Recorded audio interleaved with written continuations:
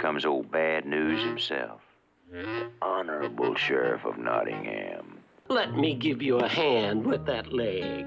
Ups-a-daisy. Bingo. Hey guys, this is your fiery friend the Inferno Man here, and if you're into games, you're right where you need to be.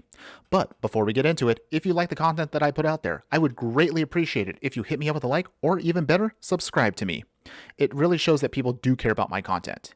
Now, if you have questions, comments, stuff you'd like to see played or discussed, you can @ me on Twitter or chat directly with me as I stream 2 to 3 times a week on Twitch. A visual link for those are up on the screen right now, and I will have direct links in the details below. And for today's video, we're going to be talking about the Mystical Archives, the good, the bad, and the ugly. Never before have I ever seen in the short life of Magic Arena a set that has filled me with both joy, excitement, frustration, and anger. What do I mean by all this? Well, if you have already seen from the Strixhaven set, the Mystical Archives has been opening up a plethora of new possibilities from draft, and most specifically in Magic Arena, the historic format. So let's go ahead and we're going to dive a little bit into this in a little bit more detail in a short rant where it's going to be some praise, but mostly it's going to be me venting my frustration with Wizards of the Coast. First, the good. One of the greatest things that I have enjoyed from the Mystical Archives added now to Magic Arena is that we have now opened up a giant amount of possibilities of new decks, lots of fun jank, and honestly, it has really shifted the meta. It has literally been only a weekend, and I have seen a huge amount of decks, and many of the current meta decks that were out there, such as elves or goblins, all of those decks are completely gone. And what they've been replaced with is a giant plethora of things such as looting decks, trying to get Arclight Phoenixes out. We're talking about extra turn decks. Turbo Fog is now a thing one more time. We're seeing a little bit of a resurgence of historic rogues. It's all over the place. So honestly, I know some people can be a little annoyed that this is a thing, but honestly for me, it is a level of excitement, and maybe that's because anytime we have a new set come out, it's nice to see the meta get shifted, changed up. Things are fresh again, and it really allows people to then think of brand new ideas that they can bring to the table. Mystical Archives takes that to another level because this is basically, think of it more like Historic Anthology Plus. And what I mean by Historic Anthology Plus is, look at, again, some of the cards that I'm going to put up on screen right now. These are cards that are not even legal in Modern. So this really makes Historic a very dynamic and completely different vibe from both Pioneer and the Modern format. So that's actually something that I really, really enjoy. I hope I don't regret these words later on, but I am currently having a lot of fun again with the Historic format. However, not all is well. And now let's talk about the bad. Unfortunately, I don't know if Wizards has thought through what the balance might now be looking at in regards to the historic format. Again, I've explained this before, that one of the nicer things that Wizards did explain early on about historic is if something is seen as a troublesome card, if there's something that looks too powerful, they do have the ability in the historic format specifically to suspend it, and if they need to, ban it outright far quicker than they do than paper.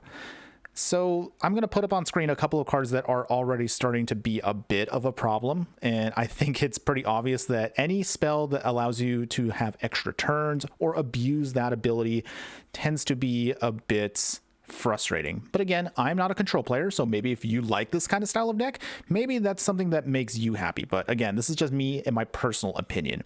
The biggest other issue is not all of the Mystical Archive cards were allowed in. And again, this is my personal opinion, but you see if you scroll through it right now, looking at it, Swords to Plowshare is teasing me because it is pre-banned. Lightning Bolt is pre-banned. Dark Ritual is pre-banned. Well, actually, that one might not be so bad. Anyway, that's neither here nor there. The point I'm trying to make is, I think if we were going to allow cards such as Faithless Looting, if we were going to allow cards such as Inquisition of Kozilek, if we're going to allow these cards in, then I honestly think they should have just gone full out. They should have just allowed everything to be playable and then just see where the chips fall and then make the choices of what to ban and what not to ban. That's honestly the thing that I think was kind of bad on their part. Was Wizards was already assuming what was too powerful for the historic format, not taking into consideration that some of the cards they did add in here do create some new wild and spicy combinations that some are exciting and some are, well, not. But this also leads to another problem.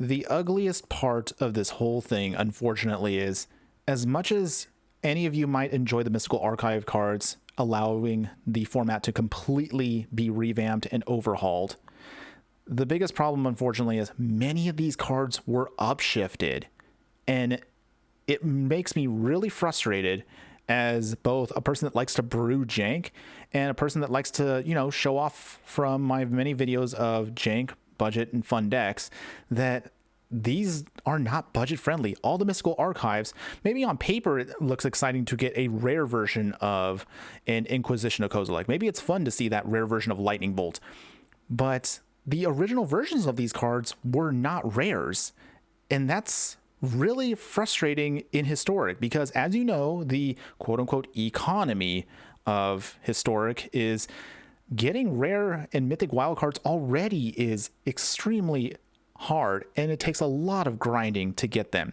And that's something that makes me very disappointed with Wizards of the Coast on this. Let's put up the example of, again, a very popular card, Faithless Looting. This card is originally a common. Let's look at another one, Brainstorm, also a common, and both are upshifted to rare. So if you are trying to get a full playset of these, you are out of luck. And this is assuming, of course, that they don't ban these down the line. So you could be using them now, but tomorrow, then you're out of luck, and then they'll refund you, of course, those wild cards, but it's still frustrating to know that that's still a thing. Not even for the fact that these cards were upshifted is my most frustrating thing. It's the fact that Wizards of the Coast probably isn't going to fix this at all. They don't care. They're going to know that we as players are going to just keep grinding away, giving away our gold, paying for gems, and hoping that we crack these in booster packs. And that just boggles my mind. The fact that I actually have at least a couple of playsets of the cards that I really wanted already is only because I saved up like crazy so many wild cards in the hopes that I would be able to then at least get the playsets for the cards that I need for the essential decks that I like to play. But it really is disappointing to see that Wizards is not going to really speak up about this. It's just going to be what it is. And unfortunately, I know that I myself, we're kind of stuck with where we are. I mean, I never will get why the economy, I should say that in quotes, the economy of Magic Arena is what it is.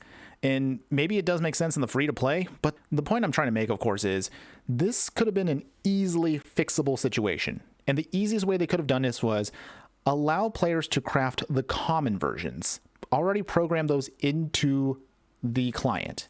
And then if people manage to get the rare versions, just treat that like a card style. It's an easy way to include it, still give players a chance to draft these specific cards in the limited format, but also allow them to be used and constructed in their original common or uncommon level. But again, that's how I think what should have been the simplest way to fix what was a glaring problem. I know I could rant a long time on the economy that is Magic Arena, and trust me, I'm sure if I'm not going to do it, there's many others who have or have already done it already. But otherwise, I'm just going to stop before I just get more angry about this. I really, again, love this game, but it's choices like this that make me very frustrated and disappointed that Wizards of the Coast wants to make this very, I'm just going to say it, anti-player. But that's honestly all I have for you guys. What do you guys think? Are you happy to see the Mystical Archives shake up the meta? Are you frustrated more so than happy with the fact that many of the most popular and most well-known Magic cards are now locked behind rare and mythic wild cards? Let me know in the comments below, and I would love to hear from you. But again, that's all I got for you guys today. Thanks again for watching. Be sure to like and subscribe if I helped you out, you learned something, or at least I entertained you. And remember that no matter what you do play in the game of life, always be sure to burn bright. Later.